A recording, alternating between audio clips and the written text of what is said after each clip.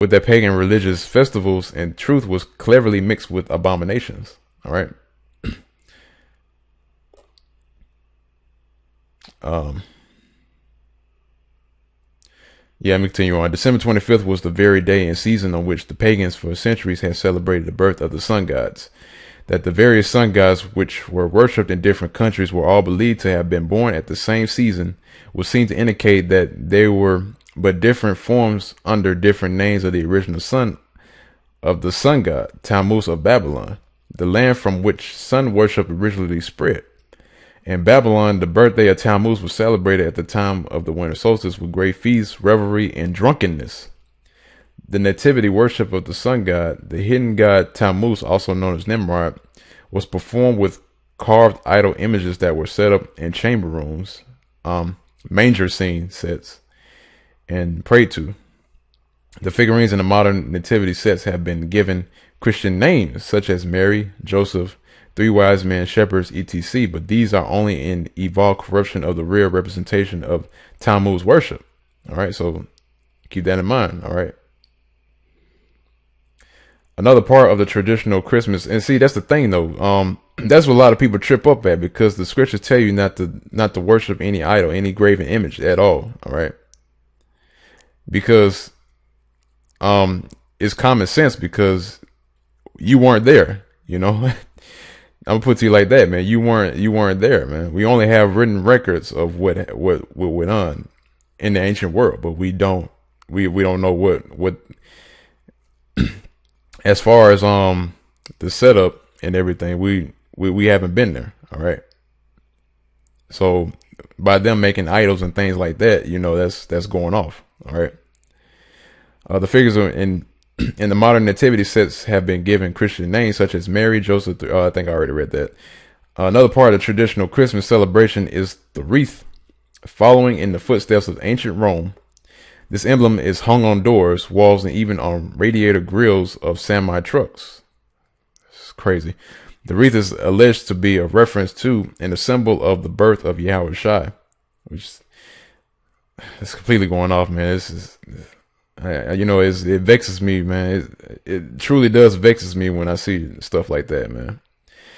Especially when I'm around a lot of these, Christmas lights and things like that, man. My own family's, man, my stupid ass family still celebrates Christmas to this day, man. All right. And if the Lord shows mercy upon them, then that's His will, man. I can't do anything about that. But if they wake up out of the madness that they're in, then that's the Lord's will. Other than that, man, I can't do anything about it. All right. I can only tell them. All right, continuing on. But like everything else, the wreaths we use today are tied to and have their origins in worship of the sun god. What we know as the Christmas wreath comes from ancient practices. These wreaths were made from evergreens and were most frequently round to symbolize the sun. All right, makes sense. Just as do halos in most religious art. Hence, the round Christmas wreaths stand for an eternal sun, a never dying or self-renewing sun. All right. The legends and myths of Santa Claus are steeped in the beliefs of pagan witchcraft. The elf is one of the traditions associated with Old Nick that can be traced back to Celtic roots. Santa and his elves are the modern version of the nature folk of pagan religions. Nature folk were the sprites that lived in the forest and possessed magical powers. To the Druids, elves were tree spirits or demons. All right. Now, as you know, today, man, especially it comes to America in general, you have Wicca,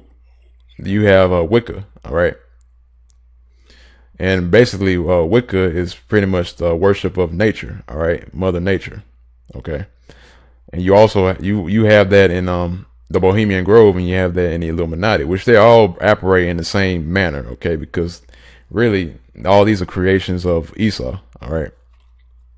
So once again, man, Wicca is basically this all attains to Wicca, which is a pagan religion, which Esau also worships to this day. All right, they also worship nature, or Mother Nature, which also goes back to the Queen of Heaven worship.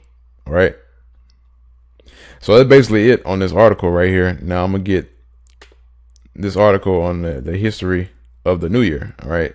and this is going to the Romans. And after that, I'm gonna get these scriptures. All right, so this is infoplease.com, history of the new year. All right, and I wish I can get a date on it. I don't know if it got a date or not.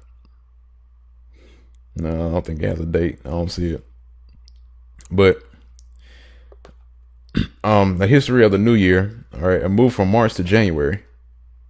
The celebration of the New Year on January 1st is a relatively new phenomenon. The earliest recording of a New Year celebration is believed to have been in Mesopotamia circa 2000 BC and was celebrated around the time of the vernal equinox in mid-March. A variety of other dates tied to the seasons were also used by various ancient cultures. The Egyptians, Phoenicians, and Persians began their new year with the fall equinox, and the Greeks celebrated on the winter solstice. All right. So, continuing on. Early Roman calendar, March 1st, rings in the new year.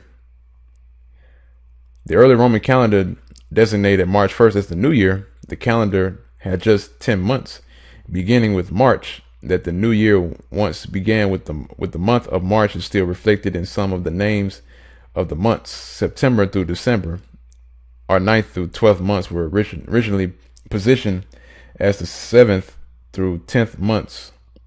Septem is Latin for 7, octo is 8, which is where you learn that in high school. Novum is 9, and decum is 10. January joins the calendar. All right, so now it's been moved to March to January. All right. The first time the New Year was celebrated on January 1st was in Rome in 153 BC. In fact, the month of January did not even exist until around 700 BC, when the second king of Rome, Numa Pontilius, added the months of January and February. The New Year was moved from March to January because that was the beginning of the civil year, the month that the two newly elected Roman consuls, the highest officials in the Roman Republic, began their 1-year tenure. But this New Year date was not always strictly and widely observed, and the New Year was still sometimes celebrated on March 1st. All right. Now, continue on. Now here comes the Julian calendar. All right. So the Julian calendar, January 1st, officially instituted as the New Year. In 46 BC, Julius Caesar introduced a new solar-based calendar that was a vast improvement on the ancient Roman calendar, which was a lunar system that had become widely inaccurate over the years. And before I continue reading on, this also, people following, basically this is a cut to, the people that celebrate the Sabbath on Friday and Saturday. This also cuts the people who are, thinking that, basically just have the dates off, in a sense, for lack of putting it in a better explanation, because they follow right now we're under the Gregorian calendar, and they follow the Gregorian calendar like it's always been right over the years, when in actuality the Gregorian calendar was just a creation of Esau. All right. The Gregorian calendar is basically inaccurate, man, and that's something that's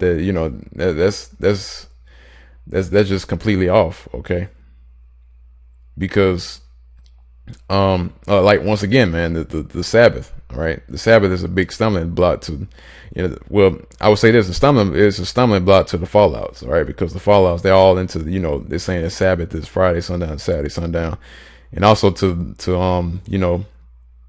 people who don't have 100% of the truth, all right, they're thinking that Friday sundown and Saturday sundown is the Sabbath all the way through the years, all right, and that's basically not true, all right. Now, Middle Ages, January 1st, abolished. All right. In medieval Europe, however, the celebrations accompanying the New Year were considered pagan and unchristian-like. And in 567, the Council of Tours abolished January 1st as the beginning of the New Year. At various times and in various places throughout medieval Christian Europe, the New Year was celebrated on December 25th. The birth of Yahushua, March 1st through March 25th, the feast of the Initiation, and Easter. All right, so here comes Easter. All right, and which I stated before in another video, I already pointed out that there's no way that Easter is celebrated in April. All right, because that's in the midst of spring. All right, and spring starts in the beginning weeks of it actually starts in February. All right, it was supposed to start in February. That's when the season started to change in February. All right, I brought this out, and when I started talking about the calendar, the high holiday calendar. All right, because I don't want to get too far off topic right now, but the you have something called the summer solstice. All right, and the summer solstice is basically midsummer's day or midsummer's eve. All right, and you just use the midsummer's day and midsummer's eve, and then you basically do some basic math, and it doesn't take long to actually figure out when to find out when spring starts. All right, because spring actually starts the new year. All right, because there's no way that the new year starts in the dead of winter. All right, because the seasons are created by the Most High. All right, so to say that the new year starts, in the middle of winter, then that's just that's going off. All right, for lack of a better term, again, Gregorian calendar, January 1st restored. All right, so in 1582, the Gregorian calendar reform restored January 1st as New Year's Day, although most Catholic countries adopted the Gregorian calendar almost immediately. It was only gradually adopted among Protestant countries. The British, for example, did not adopt the reformed calendar until 1752. Until then, the British Empire and their American colonies still celebrated the New Year's in March. All right. So there you go. That's how the New Year's came about. And actually, the New Year's, if you, some of you,